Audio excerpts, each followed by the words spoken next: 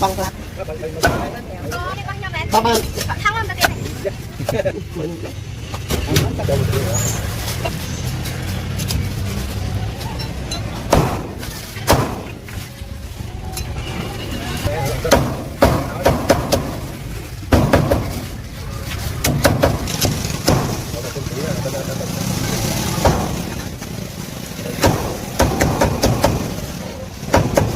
cho mấy cho liên thôi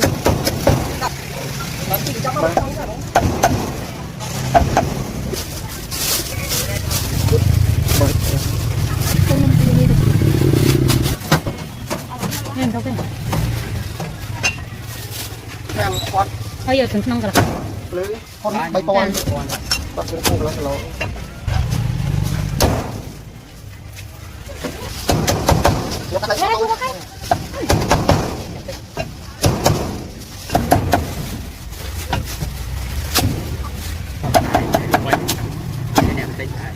khơi con bao nhiêu này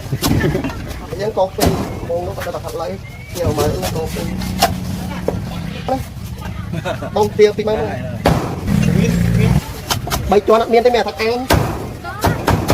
miên bay cha miền trung có quá càng này đi bông bảy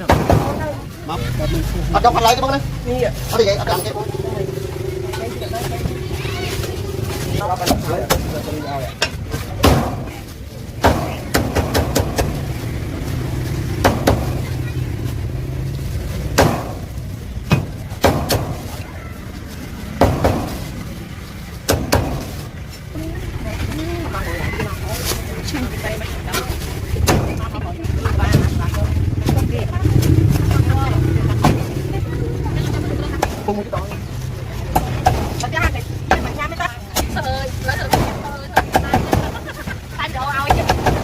cái sao là bay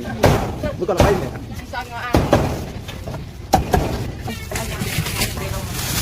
cái mà lụa mà nó